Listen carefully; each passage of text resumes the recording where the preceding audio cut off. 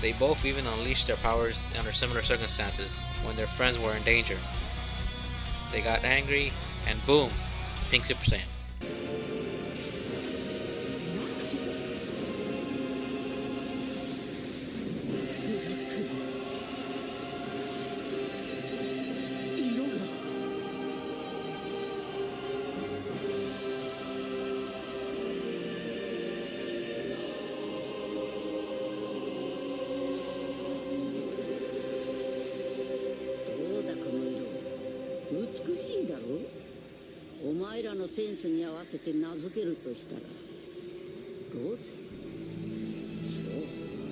Super Saiyan.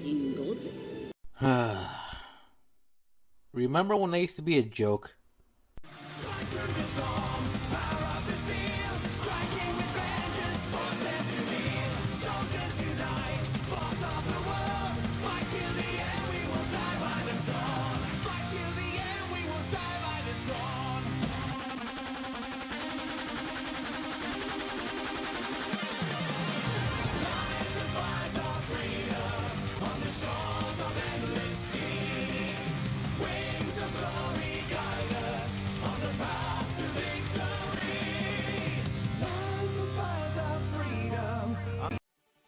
Welcome back, guys. Unitedtribute here, bringing you something a little different. A new show where I discuss anime-related topics of all kinds. In this video, we'll be looking at the Super Saiyan and how it's changed over the years to become what it is today. Hope you enjoy. Blonde spiky hair, blue eyes, a bright golden aura. It can only be one thing, the Super Saiyan. Its name alone invokes a sense of strength, pride, and badassery. When it first appeared, not only did it change the world of Dragon Ball, but the world of anime as well. No character, no transformation is more recognizable in all of anime. It started off with a simple change in look that exploded into something of legend that has never been seen before or since. But that was way back then, and the Super Saiyan has come a long way since then. But something's different now. What we once knew as the Super Saiyan has changed, evolved, created stronger incarnations of itself. But something's wrong. The name Super Saiyan doesn't have the same weight as it used to. But why? Well, let's dive back at the evolution of the Super Saiyan and see if we can't find out what's changed. Now, the first glimpse of the Super Saiyan we ever got was way back in March 9th, 1991, during the movie Lord Slug. Now, the movie itself was fine, but by far, the most interesting thing that happened was Goku's transformation into what we know now, the false Super Saiyan. Of course, we didn't know that at the time. As far as we knew, it was just some sort of Super Kaioken. We didn't have much time to think about it though, because that transformation disappeared almost as soon as it appeared. Or did it? Jump ahead just a few months, and back to the anime. Vegeta mentioned for the first time the Super Saiyan. What was it? We didn't know. Was it anything like Superman? Vegeta, at this point, was already strong enough to effortlessly destroy an entire planet. So for him to talk about something that puts that power to shame was unbelievable. Later, while fighting Frieza, he even claimed to have become one. And for all we knew, he had.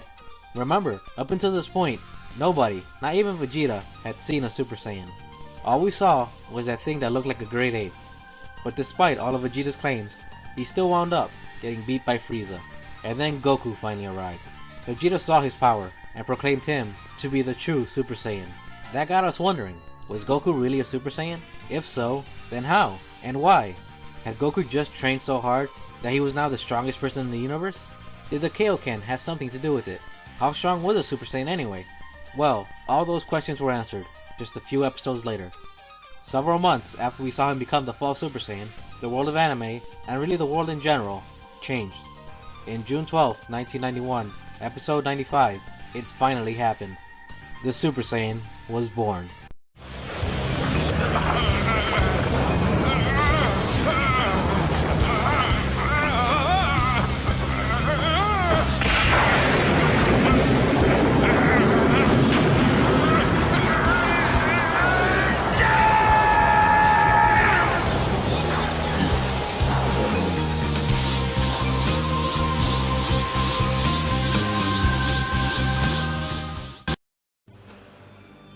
it looked like some sort of god. We didn't know what a Super Saiyan was before, but we sure knew now. The spiky yellow hair, blue eyes, yellow aura. This was a Super Saiyan. Dragon Ball Z is known for many things, the most famous of which is this transformation. The game completely changed after this. Nobody in the anime and manga industry, and I mean nobody, didn't hear about this. Even the big three, Bleach, Naruto, One Piece, all their creators cite Dragon Ball Z and Akira Toriyama as an influence. Its fame spread across the sea. Here to America, Dragon Ball Z was one of the few animes popular enough to eventually break into the mainstream, to the point where even a movie was made about it. I mean, sure, the movie sucked, but before we knew that, the fact that Hollywood thought this weird Japanese cartoon was popular enough to make a full-length theatrical film was a dream come true for American fans of Dragon Ball Z, and I believe all of it was all due to Goku's transformation into a Super Saiyan. I mean, just think about it. What if Goku beat Frieza without ever going Super Saiyan? Well, the anime itself would still be cool, but it probably wouldn't have been as memorable or successful. Truly, the birth of the Super Saiyan was a moment that changed everything. Now, Akira Toriyama already signed his name to the history books with this creation, but what now? Soon after it first appeared, Goku was assumed dead, or at least missing. Frieza was on Earth, looking for vengeance, and the only person with the power to stop him was who knows where. We were all pretty sure that Goku was going to arrive to find at least a few of his friends dead. That is, however, until a new strange character appeared, and from the way he was talking to Frieza, whoever this guy was, he had to be strong. After all, he knows exactly who Frieza is, and he's still confident. Plus, he's got a sword. You don't know how rare it is for a Dragon Ball Z character to use a weapon, let alone a sword. He must be really strong.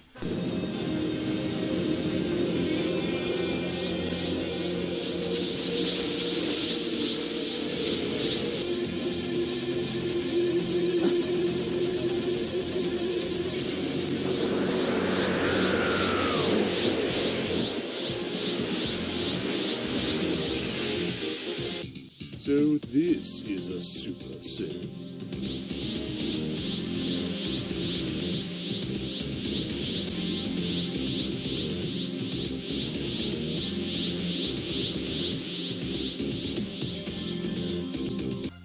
Holy shit! It happened again. It happened again. There's another one. Another Super Saiyan. Not just another Super Saiyan, another Saiyan in general. But who is he? And how does he know so much about Goku?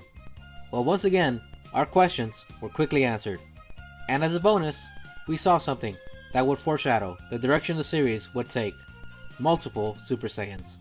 Our tiny heads exploded with what we were seeing. We were undoubtedly seeing the two strongest warriors in the universe, together and sparring. But unfortunately, things would soon take a dark turn.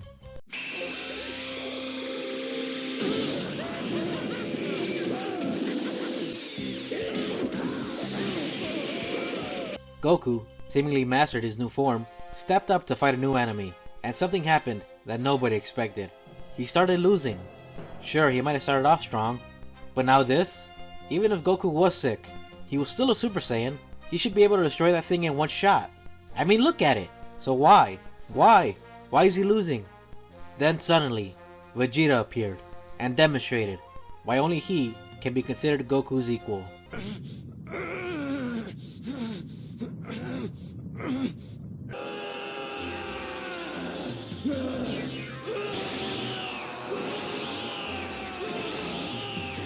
He is on our side, isn't he?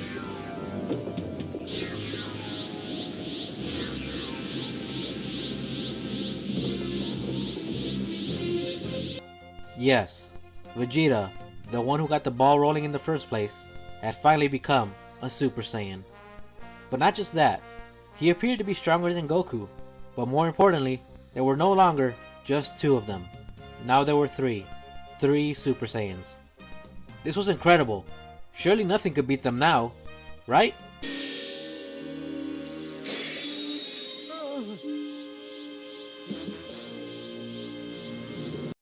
No! Not the sword! No, God! No, God, please, no! No! No! No! But how could this happen? Trunks beat Frieza, and Vegeta beat 19. So how could they lose? Not only that, how could they lose this badly? And so easily? Android 18 wasn't even trying. Once again, our minds were blown. Goku, Vegeta, Trunks, all Super Saiyans, all utterly defeated. Thankfully, this didn't last too long, because just like last time, Vegeta and Trunks both showed up when things looked bleak, and showed off their new power, something they refer to as an Ascended Super Saiyan.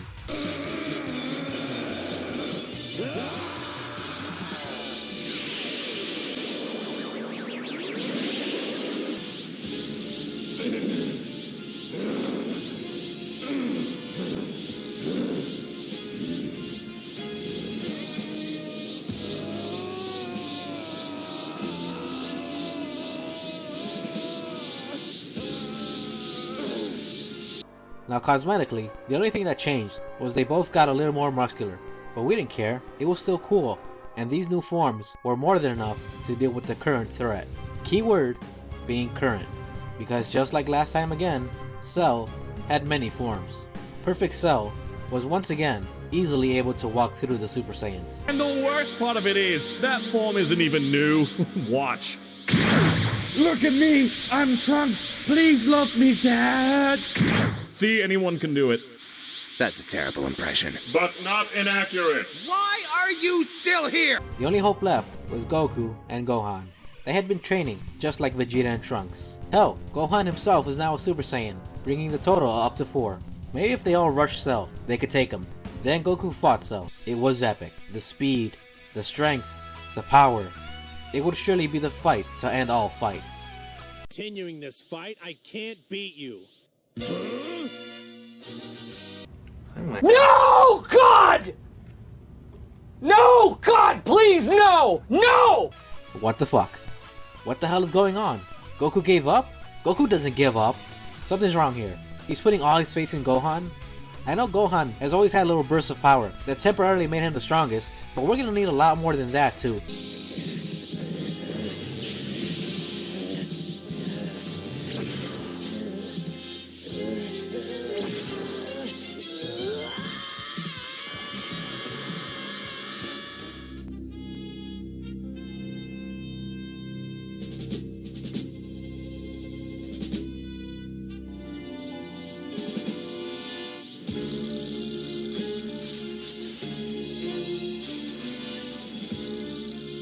God damn. This new form, what is it? It's like a Super Saiyan, but different. What could it be? Super Saiyan 2, you say? Has an interesting ring. I like it. This new form was truly the pinnacle of the Super Saiyan. Or was it? It was at this point that the name Super Saiyan started to lose a little weight. Sure, the forms themselves were getting stronger and stronger, but remember what Vegeta said. The last Super Saiyan appeared over 1,000 years ago, and he was destroyed by his own power. But now, we not only have a Super Saiyan, we have 3 extra, and all of them got their asses handed to them, at least once in this saga. And like I said, the Super Saiyan forms are becoming stronger and stronger, but they're also becoming more common. And none of the reveals have come close to the level of the original, but it will only get worse from here. But before that, I want to say that Akira Toriyama has said in past interviews that he never meant for Dragon Ball Z to last as long as it did. At first, he wanted to end it after the Frieza saga, meaning the original Super Saiyan would have been it. But then he continued, wanting it to end with Gohan as the new protector of Earth, which would have made Super Saiyan 2 the cap. But as I'm sure you all know, that was not the end of Dragon Ball Z, and certainly not the end of the Super Saiyan. The Cell saga just ended, and the Buu saga is about to begin. And with this new saga, you get a slew of new characters, including these two, Goten and Trunks. Yes, I'm counting Trunks as a new character, because he isn't the same Trunks we saw in the last part. And look, these two can become Super Saiyan. Cool. Wait, what? You saw what I just did there? Up until this point, I've shown you every initial Super Saiyan transformation, but not these two. You wanna know why? Put simply, because it wasn't anything special. Up until now, every character that had become a Super Saiyan did so with blood, sweat, and tears. It was an event. It was something to be in awe of. What, these two? They can just do it, and I know the reason for it. It's because their dads were both powerful Super Saiyans. But if that's the case, then play it up. Make it seem like a monumental achievement. While everyone is surprised that Goten and Trunks can't go Super Saiyan, the shock is less, that's amazing, and more, Huh, that's weird, but I'm harping. Let's move on. Look, Goku's back. And Gohan looks like he's gained control of his Super Saiyan 2 form. And Goku and Vegeta are also now Super Saiyan 2s. Wonderful. So much for Gohan being the strongest. Well, at least they made up for it with a cool fight. I will give it credit though. For a good chunk of the last story, they did act like Super Saiyan 2 was the cap. Unlike the Cell Saga, or even the Frieza Saga, where they were foreshadowing things to come. In this case, it just kinda happens. Goku's talking to Boo about Super Saiyans, he goes Super Saiyan 2, and then...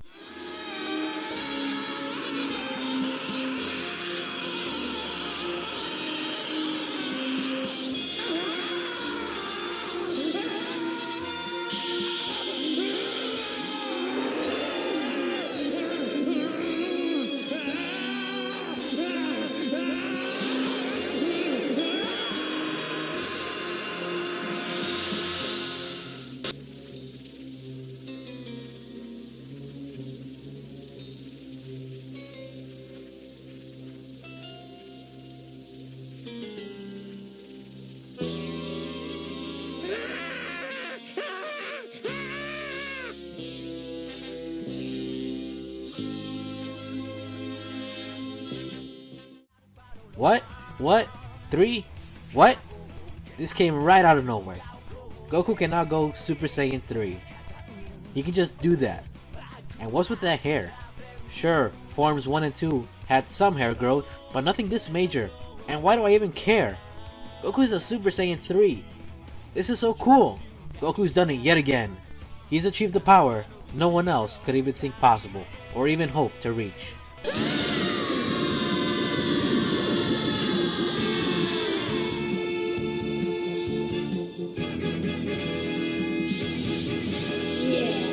Oh, hi, Gotenks. You're Super Saiyan 3 too? Oh, okay. Hey, look, Vegeta's back. And he's pissed. I bet he turned Super Saiyan 3 too. Holy shit. Holy shit. Goku and Vegeta. Holy shit. On this day, the world was blessed with the strongest anime character in existence. Vegito. And he's also a Super Saiyan. Obviously. He's made of Goku and Vegeta. Wait. He's made of Goku. He's made of Goku. Goku! You can go Super Saiyan 3, right? That's how this thing's gonna end? Super Saiyan 3, Vegito, he's gonna do it. He's gonna do it. Fuck! Well, maybe another day. Oh, the show ended? Great. Wait, what's that sound? It's Dragon Ball GT.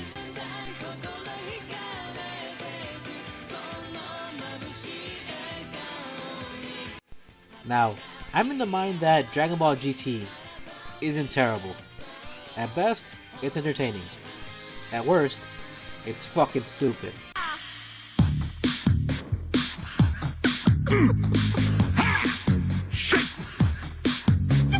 Don't forget to smile. Don't forget to smile. What? Now shake it, right? Boom, par, boom, par, boom, par. But it does have its redeeming points. It brought back the Great Ape and gave it its own Super Saiyan form. It looked great and introduced cool new villains and some revamped old villains. And for the first time since Dragon Ball, it had a lead female character. I mean, whether you like her or not, it's up to you. And of course, they had Super Saiyan 4.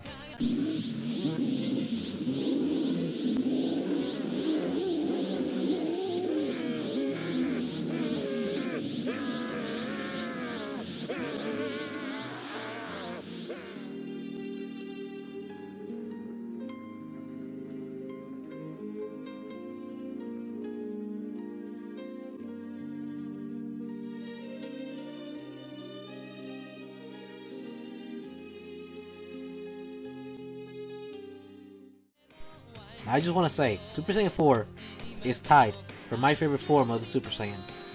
Also, I love how the idea of the Super Saiyan 4 came up. We need to make you a Super Saiyan 4. I can do that? We're sure gonna find out. But if we learned anything up until now, it's that there can't only be one. Enter Vegeta.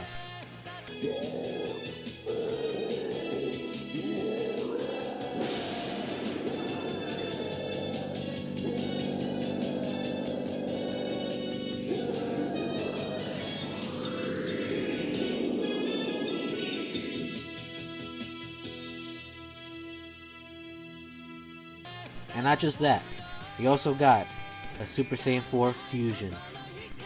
Nice way to end the series. The day was saved, and everyone lived happily ever after. Look! Goku and Vegeta even have great-grandkids that can also become Super Saiyans. Because of course they can. I didn't think I was gonna have a chance to do this thing. Well, if that's how you want to play it. Hey, that's pretty cool there. I didn't know we could both become blonde. And after that, it was over. Years passed. In that time, we didn't get much in the form of new content, aside from a few re-releases and remasters, standard video games, and the rare OVA. And as time went on, the grip Dragon Ball had began to slip.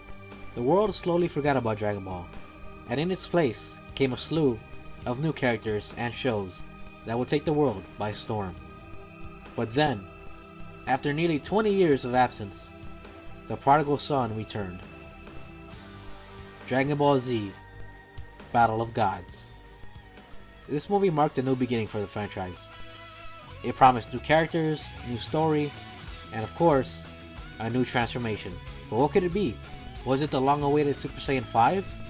No, this story takes place before GT. Plus, GT is considered non-canon. So what could it be? A Super Saiyan God? Intriguing. Then, the images appeared. For months, leading up to the movie's release date, at least here in the States, this Super Saiyan 4 inspired transformation dominated the fandom, leading people to believe that this was what the new form would look like, until finally it was revealed to us.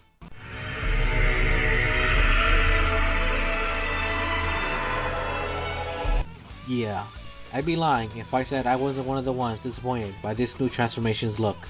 Hell, even the other characters in the show were underwhelmed. Hey, still looks like regular Goku to me. We were expecting something akin to a gold Super Saiyan 4, and instead, we got a red tinted Goku. But that aside, the movie was a huge success, and thus, 2 years later, we got another new movie, Dragon Ball Z: Resurrection F. This movie also gave us a new transformation, the Super Saiyan God Super Saiyan, or Super Saiyan Blue. And just like the Super Saiyan God transformation, the reaction was mixed. Most of the consensus resulted in, it's blue now. Huh. But once again, the movie was a huge success. With both movies proving that the world wanted more Dragon Ball Z, came the announcement that the show was coming back in the form of Dragon Ball Super.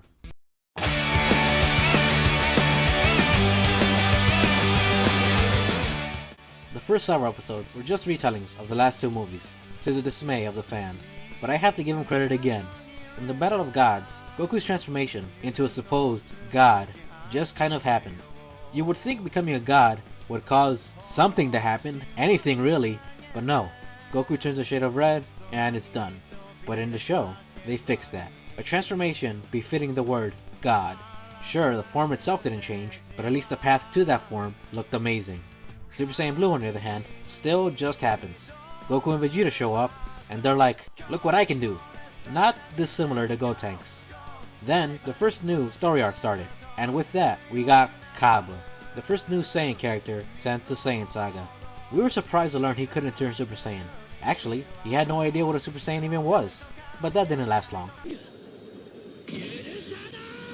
But that wasn't really a new form, just a new character. No, the new form came in the next story arc, Super Saiyan Rose. Super Saiyan.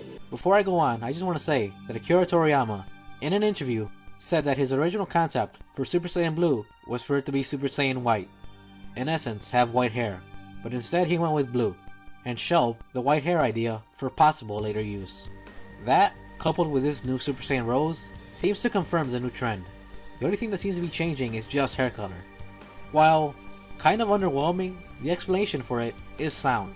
It's not because the form itself is new, the energy going into the form is different. How red energy being added to blonde hair makes blue is still a mystery, but there you go. But this is not the end. As of this point, there's still one more transformation, and it is by far my least favorite. I don't know about you guys, but when I first saw this, I called BS. During the Goku Black arc, there were fans speculating, hoping, praying that Trunks would become the next Super Saiyan Blue, but instead, he became this.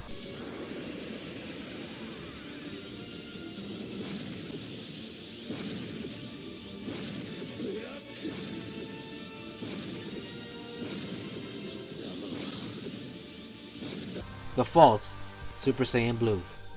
Similar to Goku's transformation into the false Super Saiyan, Trunks in this transformation is more than a Super Saiyan, but less than a god.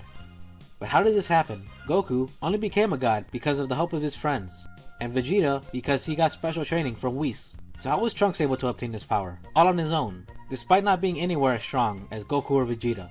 This form, which obtained through something called Super Saiyan Rage, much like the ending of this arc, makes no sense. When Goku became a false Super Saiyan, he did so using Super Saiyan Rage. The difference is, the show established time and time again that ascending to Super Saiyan can be done through sheer training alone. Training helped Goku rise from a Super Saiyan to a Super Saiyan 2, and eventually a Super Saiyan 3. Super Saiyan God, like Super Saiyan 4, has certain requirements that need to be met. Trunks did not meet these requirements. Yet, here he is, with blue energy surrounding him, similar to the yellow energy that surrounded Goku when he went through this. If these two forms really are the same thing, then we can assume that Super Saiyan God really is obtainable through sheer willpower alone. But if that's true, then what was the point of this? 5 Saiyans with righteous hearts must join hands and instill their inner light into another. With his friend's energy flowing through him, this Saiyan shall then take the form of a Super Saiyan God. It would have made more sense if Trunks had become a Super Saiyan 3. They already stated that his Super Saiyan 2 was nearly as strong as Goku's Super Saiyan 3, so it would have been the perfect progression. But instead, by giving him blue energy, insinuating that he was on the verge of becoming a Super Saiyan God, all on his own, completely undercuts what made the Super Saiyan God form so special. Goku's initial transformation was like catching lightning in a bottle. It was something so amazing that would inspire anime creators for generations to come. But something happened. The show overused it. Season 3 gave us the initial Super Saiyan transformation. Season 4 gave us 2 more Super Saiyans. 5 gave us new variations on the original. 6 brings the official count to 4, and yet another new variation. Season 7 introduced more Super Saiyans. 8 and 9 deliver us yet another Super Saiyan variation, with 2 more characters that can use it, one of which can just do it. Then GT gave us the next variation. Year after year, season after season, the Super Saiyan form, which was introduced as this power beyond comprehension, became more and more common, and less impactful. And then there is another one, and another one, and another one, and another one, and another one, and another one! The name Super Saiyan didn't mean the same thing in Season 3 that it did in Season 9.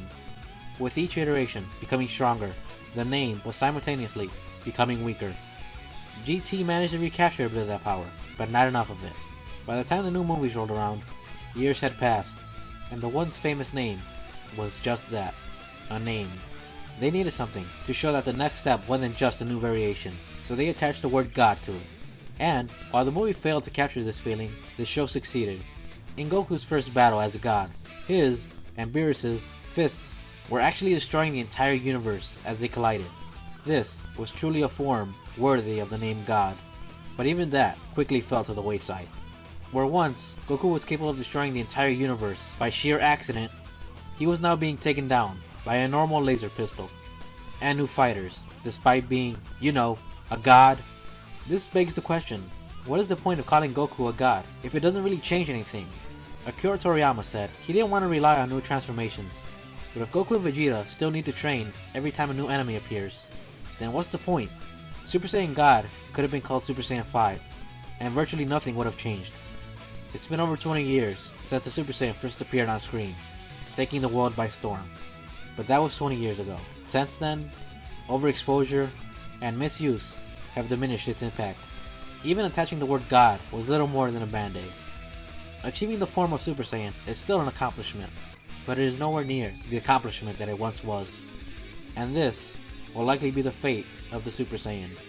How and whenever Super ends, and even if there is another series after it, the once great name of the Super Saiyan will likely remain as just another stepping stone, never reclaiming its former glory.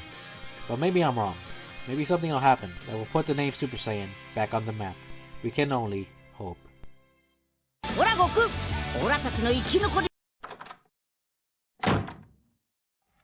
まださか。